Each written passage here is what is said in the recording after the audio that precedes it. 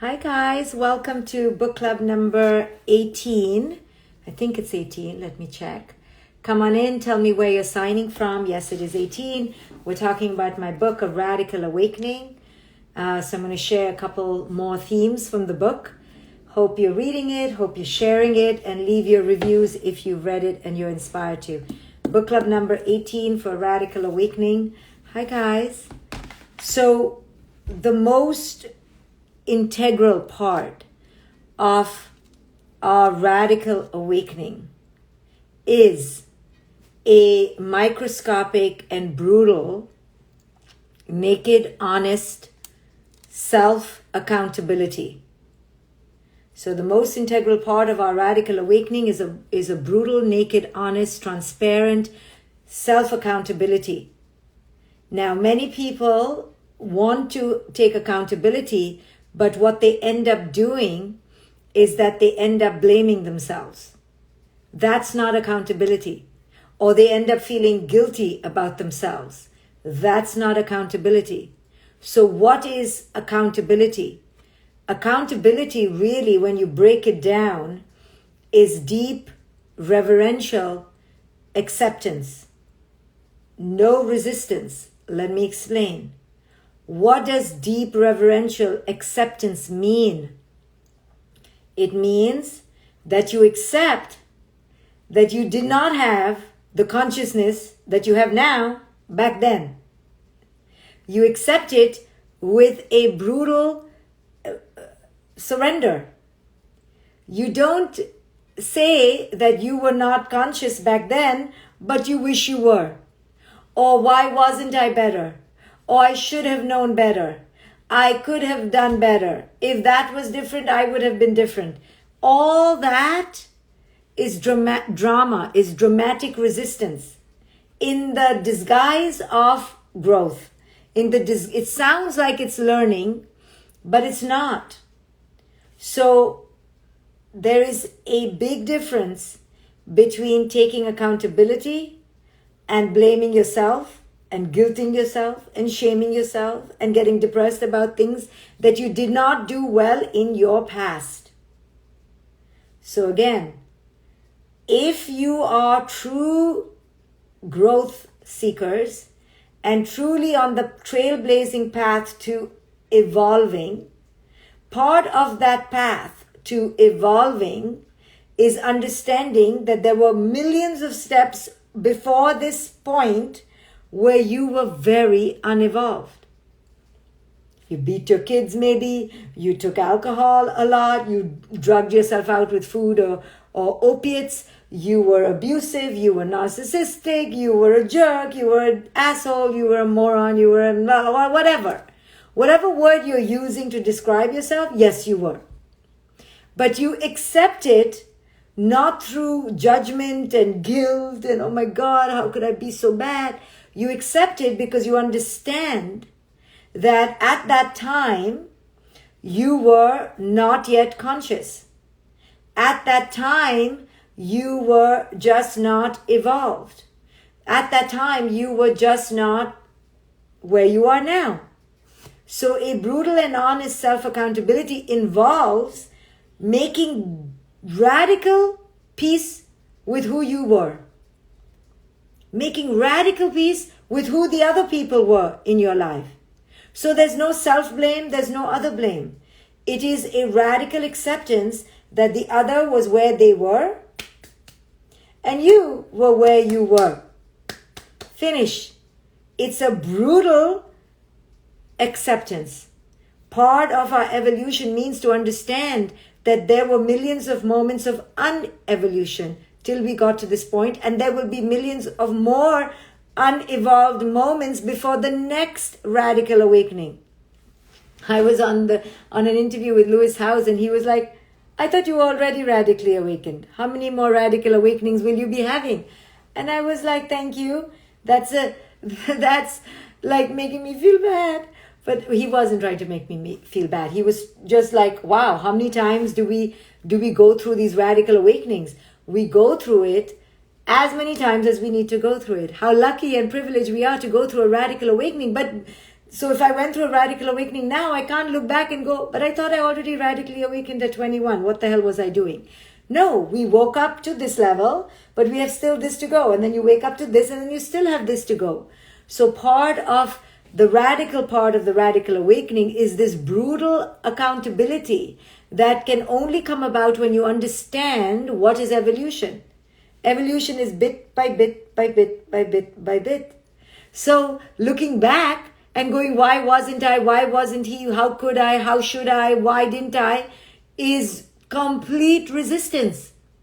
Is your ego messing with you? Your ego creating anger towards yourself or towards the other. When you are in self-blame or other blame, you are not in radical awakening states. You are in deep resistance to the process of evolution. The process of evolution by nature involves many million moments of unevolution. You cannot get here. Why would you be here if you were already here? The fact that you're getting here means you have to go through the fire pit of many hot coals of unconsciousness to get here. So, blaming yourself sounds like you're taking accountability, but you're not if you're judging yourself and blaming yourself. So blaming yourself goes, why the hell did I hit my kid? How could I have hit my kid? Oh my God, I'm so terrible. I'm such a terrible person. How could I? I'm so guilty. I'm so sorry I hit my kid. That sounds like you're taking accountability. No, you're just wallowing in guilt. You're just wallowing in pain. You're just wallowing in the disbelief that you were not who you thought you were. You're just in resistance to your actual state of evolution. You thought you were better than what you were. So you're in deep pain because you're seeing that you're not as amazing as you thought you were. You were in a deluded state of narcissistic arrogance that makes you think you were that, but you were not that. So now you're in pain. You're like, oh my goodness. So you know how like many people say that, no, you're just sorry because you got caught. You're just sorry because you got found out. It's like that kind of guilt. Oh, it's just because I realized I wasn't so amazing. But that's not self-accountability. That's just a resistance to accepting who you were. So are you saying you should hit your kids? No, this is how you handle it, Mr. or Mrs. whatever. Your name is Dave, so Dave Muscle, so it must be a guy. This is how you handle it. You handle it by going, okay, I have to brutally take accountability for who I was. Who I was an unawakened person who was living in a state of emptiness and unhealed wounds. What were my wounds? My wounds were that I needed I needed control because I was a really anxious person. Wow, I didn't even realize I was so damn anxious. Where was I living? Right? Maximum, you can say that. But then you begin to go back and you say, wow, I'm a really freaking anxious person. I had no idea. Time to get to work. Time to heal myself. Right? Or Amardeep says, when I see my husband unhappy and stressed, I end up feeling bad. Right? What are you feeling bad for? Right? His feelings are his feelings, but because you're not in your lane, because you're probably enmeshed and codependent and a people pleaser, you're crossing your lane to his lane. Right? And now you're feeling what he's feeling because you feel so bad about feeling bad that he's feeling bad, so you're feeling bad that he's feeling bad. Ay, ay, ay, ay, ay. All of this is a big mess, okay? So accountability is to understand truly deeply the process of evolution. The process of evolution involves many moments of unevolved unconsciousness. So to take accountability means to truly see that we were unconscious. Not to go, no, I meant that I was not that, and I meant I wasn't that, and I really thought that, but this happened. No excuse. We don't need to hear the excuse. We just need to hear the acceptance. I was unconscious. He was unconscious. She was unconscious. We were unconscious. And we're now shifting. There is no blame. Blame toward the other is a mild aphrodisiac that makes you feel so powerful in your moments of helplessness. I hate him. I'm going to lose weight and show him. I'm going to find another lover before he knows. All that stuff we do. It's all 5-year-old tantruming. There is no one to blame. There is no one to blame. Now, I'm not talking about physical oppression. Okay, if somebody locks you up in a dungeon, they are to blame. If somebody enslaves you and rapes you, they are to blame. I'm not talking about physical victimhood or physical victimization. I'm talking about mental enslavement. When it comes to the mental, there is no one to blame. Sorry, there's no one to blame. So our mental power always lies within us. Our mental prowess and empowerment is always in our hands. So when you blame another, or when you're angry with another, it sounds really powerful. F him, F that, I'm going to show him. It sounds powerful, but you're not powerful at all. The minute you blame someone else, you keep giving your power. Your power is tethered to the other. So real radical awakening is no self-blame and no other blame. Where you're truly understanding of the process of evolution, that we attracted each other because we were working through some stuff. So Dave asked, what if someone tries to mentally abuse you on purpose? So the real question you should ask is, what if I allow someone to mentally abuse me on purpose? That's even more tragic, that we know someone is abusing us on purpose and we're still allowing it. So the question is not what if the other abuses us. The real question is, how am I allowing it? Why am I allowing it? Right? So true self-accountability is true ownership of our participation, our co-creation in this dynamic. So we are talking about my book, A Radical Awakening. We are at book club number 18. Who here has been reading this book? You've been reading it, you're reading it again. Leave a review. Would love to hear your thoughts. And tag me when you post, or hashtag A Radical Awakening. So in my book, I speak a lot to women owning their complete participation in any dynamic. Women owning their complete participation in any relationship. There is no blame. You don't blame yourself when you own your co-creation. When you own your co-creation, you just own your unconsciousness. I was unconscious. Right? You do it with humility, with humor, because you're not in a delusion of narcissistic arrogance that you should not have been unconscious. You're like, I was unconscious. How not to be unconscious? My entire 20s, 30s, fully unconscious, even though I thought I was very conscious. Even though I was conscious and teaching, I was so unconscious in so many areas. Because you cannot be conscious in every area till you're like older, okay? So don't expect yourself to be conscious. How to be conscious in your parenting before you've been a parent? How to be conscious in your marriage before you've been married? Cannot happen. How to be really conscious like a 50-year-old when you're not even 50? You have to go through the shit. You have to go through the mud. That's why in my book, I have the lotus as the icon, because the lotus grows out of the mud. Consciousness and growth can only come out of unconsciousness and stagnation. That is the non-dual wonder of our lives. Right? So that is where we need to evolve. So Reshma asked, can anyone find the love described in chapter 13? Yes, they can. Because the love described in chapter 13, which I will go through one day, is the love inside you. So you're really asking, can I be the love that you describe in chapter 13, which sounds amazing, here? How do you know when you're unconscious? Well, first and foremost, all of us are unconscious to a degree or the other.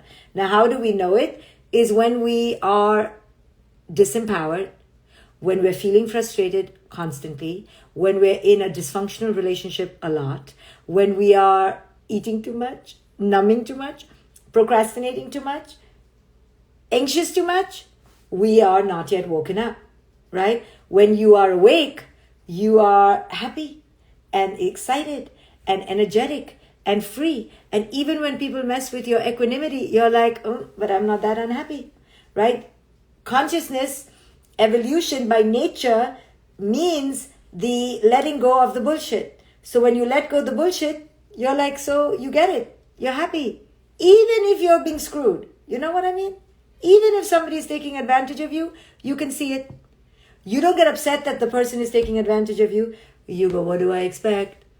People are unconscious. You understand that each person is on the continuum of consciousness that they are on. You can't tell them just because I'm nice, you be nice. It doesn't work like that.